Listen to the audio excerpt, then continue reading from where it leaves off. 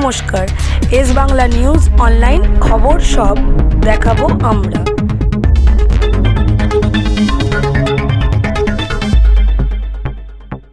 উদ্দেশ্যে বক্তব্য রাখবেন। ধন্যবাদ মিস্টার রবীন্দ্রনাথ চ্যাটার্জি, কাটোয়া বিধানসভা কেন্দ্রের প্রার্থী, অনেক সিনিয়র লিডার। সিদ্দিকুল্লাহ চৌধুরী মন্তেশ্বর বিধানসভা কেন্দ্রের প্রার্থী। আপনারা উঠে নমস্কার জানান যাতে লোকে জানতে পারে। হ্যাঁ, আমি স্বপন দেবনাথকে ডাকবো, পূর্বস্থলী দক্ষিণের প্রার্থী, এবং আমাদের বসুন্ধরা গোস্বামী ক্ষিতিদার মেয়ে, আমাদের সাথে দীর্ঘদিন কাজ করছে, ওর মাও করেছেন। আমি বসুন্ধরা গোস্বামী তাকে প্রার্থী করে পাঠিয়েছি, কারণ তৃণমূল কংগ্রেস মনে করে যে মানুষের পাশে থাকবে, লড়াই করবে, কাজ করবে, তারই প্রার্থী হওয়ার যোগ্যতা আছে। আমার অতি প্রিয় নবদ্বীপ কেন্দ্রের প্রার্থী, এখানে আমি দেখতে পাচ্ছি নন্দ পুণ্ডুরাক্ষু সাহা, যাকে নবদ্বীপের গান্ধী বলা হয়, সেও আছে। আমি বসতে অনুরোধ করব আপনাদের সকলকে। নবদ্বীপ মিউনিসিপ্যালিটির চেয়ারম্যান এসছেন, অনেক পুরনো মানুষ, ভালো থাকবেন। দেবপ্রসাদ বাগ কালনার প্রার্থী, আমি তার জন্য আপনাদের সমর্থন ভিক্ষা করছি। আরও যারা আছেন তারা এখানে আসতে পারেনি, কারণ অনেকের নমিনেশন আছে এবং অন্যান্য কাজকর্ম আছে। অন্য মিটিংয়ে তাদের সাথে আমার দেখা হবে। আর এখানে আমার ডাক্তার শর্মিলা সরকার, আমাদের এমপি, আপনাদের আশীর্বাদে, শুভেচ্ছায়, দোয়ায়, জোহারে নির্বাচিত হয়েছেন, তাকেও আমি ধন্যবাদ জানাচ্ছি। আমার মা বোনেরা,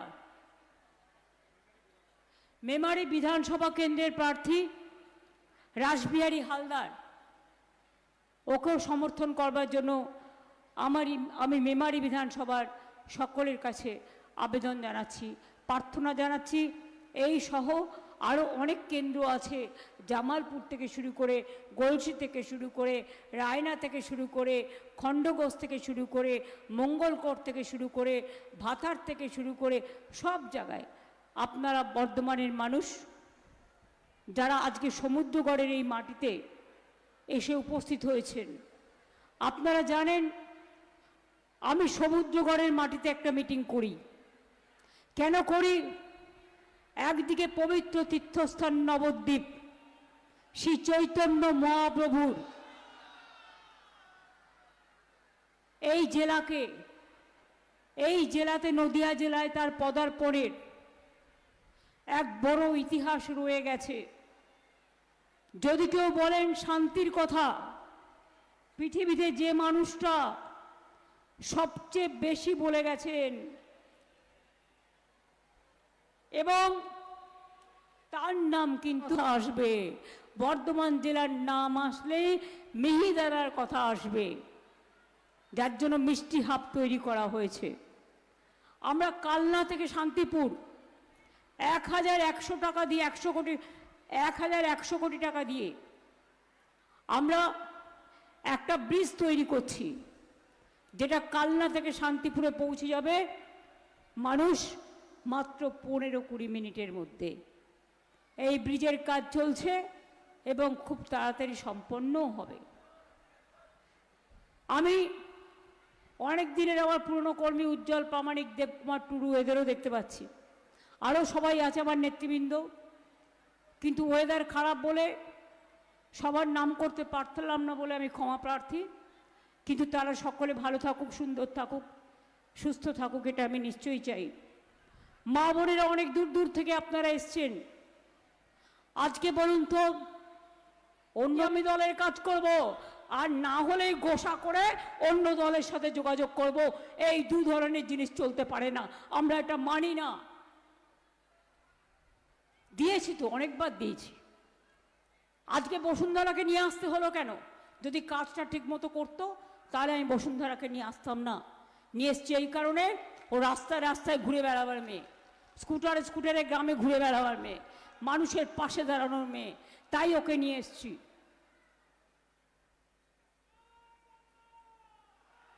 আর বাদ বাকি যারা আছে আপনারা জানেন, তারা নিজেদের পরিচয়ে সবাই বিখ্যাত। বর্ধমান কালনায় এক নতুন কলেজ করা হয়েছে, পূর্বস্থলী 1 টু মন্তেশ্বর ব্লকে ITI চালু করা হয়েছে 1100 কোটি টাকা দিয়ে। একেবারে সেতু নির্মাণ হচ্ছে, কালনা থেকে একেবারে চলে যাবে শান্তিপুর। বর্ধমান কালনার রাস্তার মান উন্নয়ন 54 কোটি টাকার বেশি। মেমারি মন্তেশ্বর রাস্তার মান উন্নয়ন 150 কোটি 60 লক্ষ টাকা। কোটি কোটি টাকা দিয়ে বিরাট সেতু নির্মাণ করা হচ্ছে। সপ্তগ্রাম ত্রিবেণী কালনা কাটোয়া রোডের মান উন্নয়ন প্রায় 200 কোটি টাকা খরচা করা হয়েছে। বর্ধমান কালনার রাস্তার মান উন্নয়ন 54টি করা হয়েছে। এছাড়াও বন্যা হলে কষ্ট হয়, সেচ এবং বন্যার উপকার পাওয়ার জন্য 3000 কোটি টাকার একটা প্রজেক্ট করা হয়েছে, যাতে বর্ধমান পূর্ব, বর্ধমান পশ্চিম, তারা হুগলি, বাঁকুড়া তারা যাতে উপকৃত হয়। এছাড়াও আমাদের কাজের সীমা নেই। ধাত্রী গ্রামেও 11 কোটি টাকা খরচ করে তাঁতের হাট করা হয়েছে। তাঁত ছাতি স্বপন আবার চুনোপুঁটি তার মেলাও করে। আমরা চুনোপুঁটি সংরক্ষণেরও ব্যবস্থা করেছি। আমরা করেছি। আগে জানেন জল পাওয়া যেত না। প্রথমবার এসে আমি বলেছিলাম 50,000 পুকুর কাটবো। এখন আমি গর্বের সাথে বলতে পারি প্রায় 5 লক্ষ পুকুর আমরা কেটেছি। এবং আমি যখন ওপর দিয়ে দেখি কত জলাশয়, এতে চাষের কত সুবিধে হয়েছে বলুন তো। যা কাজ শুরু হয়েছে হয়ে যাবে, যেগুলো পড়ে আছে সেগুলোও হয়ে যাবে। এরপর আমরা করব দুয়ারে স্বাস্থ্য। দুয়ারে স্বাস্থ্য মানে আপনার ব্লক টাউনে দুয়ারে স্বাস্থ্য, দুয়ারে সরকারের মতো ক্যাম্প হবে, যেখানে ডাক্তার আসবে, নার্স আসবে, সিস্টার আসবে, প্যারামেডিক্যাল স্টাফ আসবে, আপনার রক্ত পরীক্ষা করবে, আপনার স্ক্যান এক্সরে করবে, আপনার শরীরের রোগ আছে কিনা। রোগ মারা গেছে, কালকেও 3 জন আত্মহত্যা করেছে। তাদের কি অপরাধ ছিল? তারা সবাই জেনুইন ভোটার। আর মারা যাচ্ছে মনে রাখবেন, হিন্দু মুসলমান দুজনেই। রোজ দেখবেন যদি 3 জন মারা যায়, হিন্দুও মারা যাচ্ছে 1 জন, হিন্দুও মারা যাচ্ছে 2 জন, হিন্দুও মারা যাচ্ছে 3 জন। হিন্দু মুসলমান সবার জীবন কাটছে। আর এখানে এসে বড় বড় বুলি দিচ্ছে। আর একটা কথা বলে যাই, কেউ কেউ বিজেপির এজেন্সি যদি আমার কথাও বলে, আমার ছবি দেখিয়ে আর্টিফিশিয়াল এজেন্সির মাধ্যমে আমি বলছি দেখায়, চেক করে নেবেন। এখন সব বেরিয়েছে, আপনি জানেন না, আপনাকে নকল করে টুকলি করছে। এরপর আপনার বাড়ি যাবে, তৃণমূল কংগ্রেসের কথা বলবে, পশ্চিমবঙ্গ সরকারের বিভিন্ন এজেন্সির কথা বলবে, নিয়ে বলবে আপনার ব্যাংক অ্যাকাউন্টটা দিন, আমরা আপনার ব্যাংকে টাকা পাঠাবো। দিয়েছেন কি গেছেন? যেটুকু আছে সেটুকুও নিয়ে নেবে। বুঝলেন কিছু? বুঝতে পেরেছেন মা বোনেরা? বুঝতে পেরেছেন ভাইরা? যদি জমা কিছু সঞ্চয় সর্বনাশ করতে না চান, দয়া করে করবেন না। আর যদি কোনো নতুন অ্যাকাউন্ট করতে বলে, সেটাও করবেন না। কারণ আপনাকে কালো টাকা ঢুকিয়ে দিয়ে পরের দিন ইডিয়েট করবে। ইভিএম মেশিন ভালো করে চেক করতে হবে পুরোটা। যত রাজনৈতিক দল আছে সব বোতাম টিপে দেখতে হবে। ইভিএম মেশিন ভিভিপ্যাট ছাড়া হবে না। কোনো মেশিন খারাপ হয়ে গেলে সেই মেশিন সারিয়ে ভোট হবে না। কারণ চিক ঢুকিয়ে দেবে, হ্যাকিং করবে। বলতে হবে নতুন মেশিন নিয়ে আসুন। মানুষ এত লাইন দিয়েছেন, একদিন বিজেপির এই বদলা নেওয়ার জন্য, একদিন নিজের অধিকার রক্ষা করবার জন্য, একদিন ভোটের জন্য লাইন দিয়ে দরকার হলে অপেক্ষা করবেন। আর ওই যত বাইরে থেকে ফোর্স নিয়ে আসছে, তারা যদি গট করে যায়, কটমট করে তাকাবেন, কিছু বলবেন না। জগন্নাথের রথযাত্রার রাস্তা পরিষ্কার করে, জগন্নাথ দেবের রথযাত্রা যায়, আগে খিলের ঝাড়ু দিয়ে, ওটা সোনার থাকে, পরিষ্কার করতে হয়। কিন্তু সাধারণ মানুষের ঘরে খিলের ঝাড়ু আছে, না থাকলেও একটা করে কিনে রাখুন। আপনাকে গ্রাম থেকে বেরোতে বাধা দিলেই, ভোট দিতে বাধা দিলেই আপনারা ওদিন রাস্তাটা পরিষ্কার করবেন। রাস্তাটা পরিষ্কার করতে করতে ভোটের বাক্সে পৌঁছে যাবেন।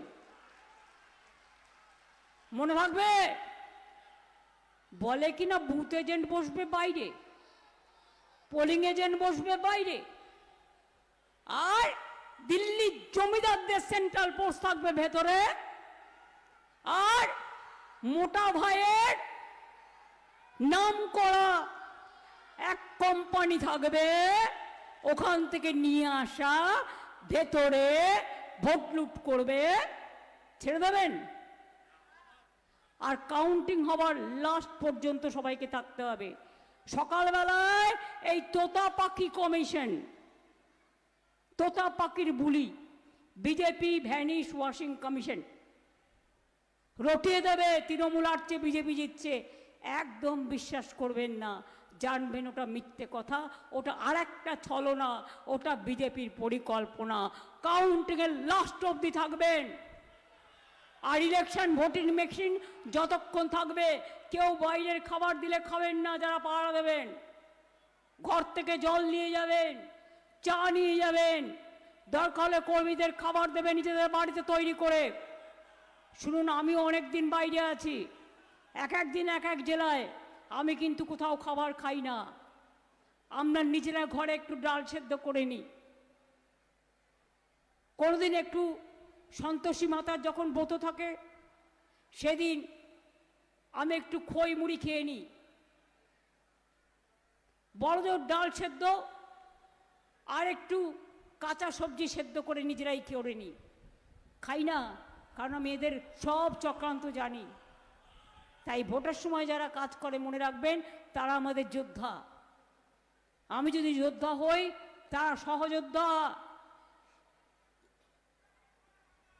তাই বলি, যতই করো হামলা, উত্তর দেবে বাংলা।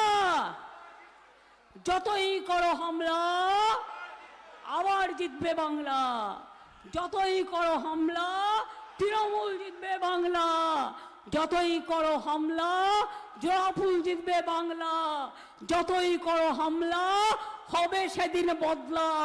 যতই করো হামলা, মা বোনেরা দেবে বদলা। যতই করো হামলা, ছাত্র যুব নেবে বদলা।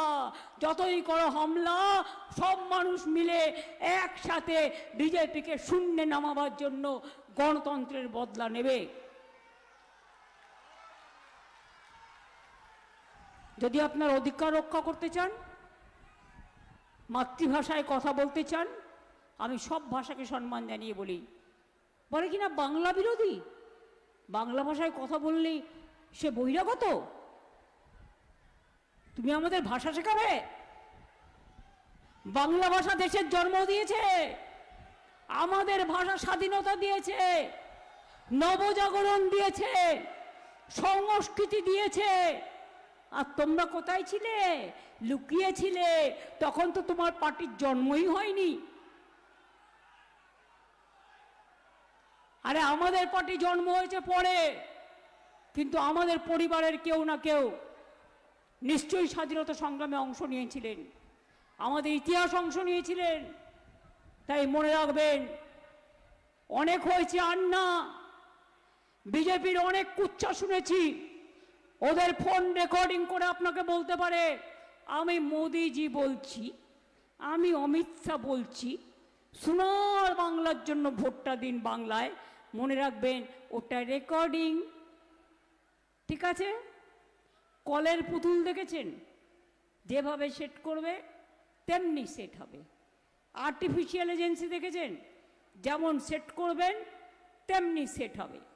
কাজেই যাদের নিজেদের চরিত্রে চরিত্রে দুর্নীতি, যাদের নিজেদের অর্থ থেকে শুরু করে রাজনীতি, সব চরিত্রেই দুর্নীতি, তারা কোন মুখে কথা বলে?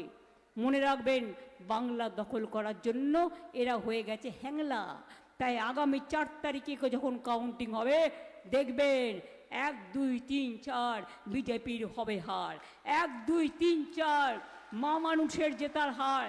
1, 2, 3, 4 বিজেপিকে বিদায়ের হার। 1, 2, 3, 4 তৃণমূল জিতবে আবার। 1, 2, 3, 4 জবা ফুল জিতবে আবার, মানুষের জয় হবে আবার। আমি এটুকু বলে সবাইকে অনেক অনেক ধন্যবাদ, নমস্কার, প্রণাম, সালাম, জোহার, হরে কৃষ্ণ বলে চৈতন্যদেবের মাটিতে আমি সবাইকে, আমার যারা ঢোল বাজাচ্ছেন, যারা ধামসা বাজাচ্ছেন, তাদের সবাইকে আমার অনেক অনেক ধন্যবাদ এবং নমস্কার জানাচ্ছি। শুভ নববর্ষ জানাচ্ছি সবাইকে, ভালো থাকবেন। জয় হিন্দ, বন্দে মাতরম, খোদা হাফেজ, ইনশাল্লাহ, জয় জোহার, জয় গুরুচাঁদ ঠাকুর। জঙ্গল হাসে, সবুজ হাসে, কৃষক হাসে, চা বাগান হাসে, জয় জোহার রে। সবাই মিলে ভালো থাকে এই বাংলায় রে। মা বোনেদের স্বপ্ন হাসে, ছাত্র হাসে রে। সবাই মিলে ভালো আছে, সবাই খুশি রে। জঙ্গল হাসে, সবুজ হাসে, কৃষক হাসে রে। জয় বাংলা।